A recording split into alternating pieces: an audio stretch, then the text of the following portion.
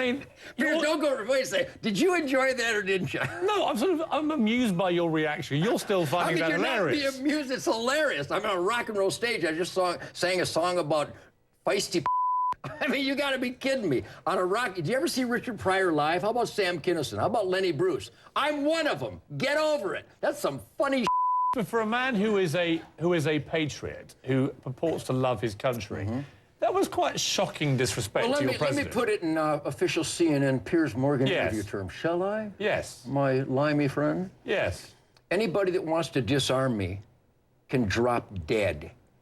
Anybody that wants to make me unarmed and helpless, people that want to literally create the proven places where more innocents are killed, called gun-free zones, we're going to beat you. We're going to vote you out of office or suck on my machine gun. Yes, you can take it whichever way you want. Much as I'd love to suck on your machine gun, the whole point of your defense is that a lot of people do drop dead precisely because you are armed to the teeth, and you'd like everybody else to be. Not true at all. 80 people... Write this down. See, you're so rich. You write this down. 80 people a day die in America from gunshots. And 75 of them to 78 of them, statistics by the Uniform Crime Report by the FBI and the UN Study on Violent Crime, 78 of those 80 are let out of their cages by corrupt judges and prosecutors who know that recidivism is out of control, know that they'll commit the crimes again, and they let them walk through plea bargaining, early release, and program. They still Kiss my ass. Yeah. Where you have the most armed citizens in America, you have the lowest violent crime rate. Where you have the worst gun control, you have the highest crime rate. Piers,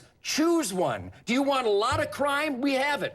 Gun-free zones. Do you want less crime? We have that. More people with concealed weapons permit. Why do you guys resist that statistic? Well, don't say you guys. It's you guys. No. Well, unless you're playing the devil's advocate. I can play any advocate I like. You're doing a fine job. Right. You're playing the idiot's advocate here. That's not the idiot's More advocate. guns equals less crime, period. Unless I'm wrong, and I don't want to kiss your ass at this point, if you don't mind.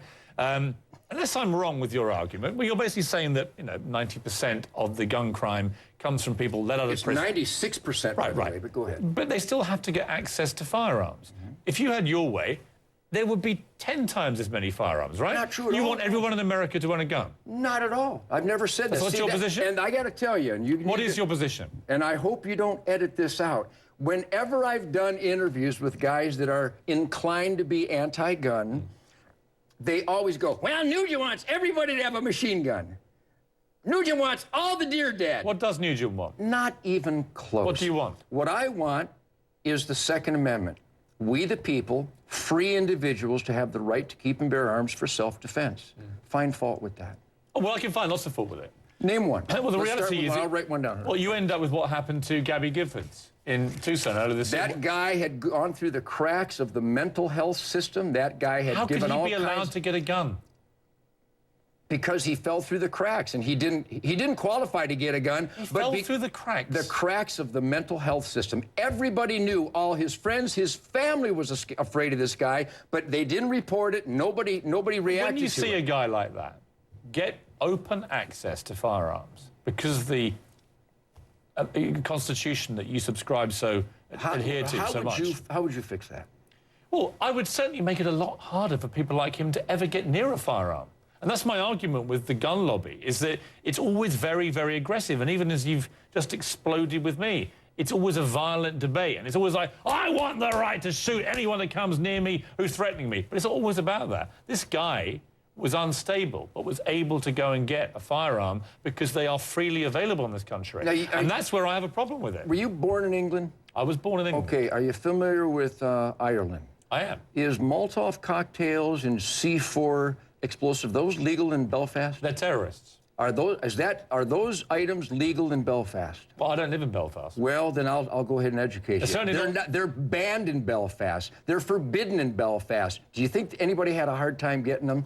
If you want something, how about in New York City? It doesn't mean It'd take me 15 minutes for me to get a submachine gun in New York City from some paroled crack dealer. Let me spin the argument. Would you allow drugs then to be freely available? Not at all. What's the difference in the argument? Because drugs are 100% about reducing your level of responsibility, getting high, disconnecting.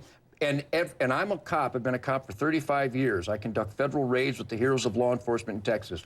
In every instance where there is violence, somebody's high on something, but they're not always in possession of a firearm. They do it with Buicks and bricks and fire and chainsaws and pipes. The guy who shot Gabby Giffords wasn't high, so it wasn't a factor. Nobody was mentally My deranged. point about the thread of your argument is you're saying there's a difference, isn't there, between you're saying guns should be made freely available. Right? No, Because there should be restrictions. Let me put something to you. If you think it's wrong, tell me. They should be made available with some restrictions, but not many, from the gun lobby arguments I've read. Which and actually, right now. The reason is if you made them illegal, they'd all be freely available anyway. But with drugs, you say do not make them freely available, make them illegal, even though you know and I know that drives them underground and probably more people get access to them. Pierce, I don't know why you guys either don't study the information or you just resist it. I think you're resisting it. In America, where you have more citizens with guns on their person, you have a dramatic reduction in violent crime. In those areas called gun-free zones, you have an outrageous increase in the loss of innocent lives. That's the choice. Which one would you make? And in America, legally owned guns are used millions of times a year to save innocent lives. You certainly don't believe in calling 911 to stop evil in your home, do you? You don't believe that being unarmed and helpless is a desirable condition? You think unarmed and helpless is something you can control over me? That's weird. Well, you're putting a lot of words into my mouth. What I do believe is where you dramatically increase the prevalence of guns, more people will die from guns. No, and you false. don't believe that. Not only do I believe, the countries... FBI doesn't believe it. The FBI recent report, in those jurisdictions where more people have concealed weapons permits, that doesn't mean a gun in the truck or in the safe. It means a gun in their belt.